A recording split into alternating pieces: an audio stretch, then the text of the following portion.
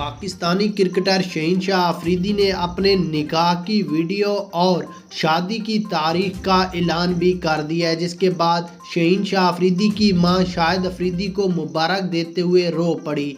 उनका कहना था कि मेरी आंखों में इस वक्त खुशी के आंसू आ रहे हैं। इस वक्त जो मैं खुशी महसूस कर रही हूँ वो मैं अपने अल्फाजों में बयान भी नहीं कर सकती।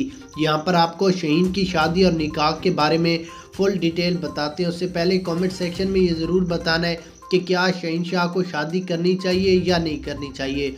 उसके बाद शहीनशाह ने अपने ट्विटर अकाउंट पर वीडियो शेयर करते हुए कहा कि अल्हम्दुलिल्लाह मेरा निकाह हो चुका है। उसके बाद हम अभी तक कंफर्म डेट नहीं देते कि फ़िलहाल दिन शादी होगी, मगर बहुत जल्द हम शादी करने वाले हैं। जिसके बाद शहीन की मां शाहिद अफरीदी को मुबारक देते हुए कहा कि हम सोच भी नहीं सकते थे कि आपकी बेटी से हमारे बेटे का रिश्ता होगा, मगर जोड़े आसमानों पर बनते हैं। अल्लाह ताला का लाख लाख शुक्र अदा करते हैं और दुआ करते हैं कि अल्लाह ताला इस जोड़े को तमाम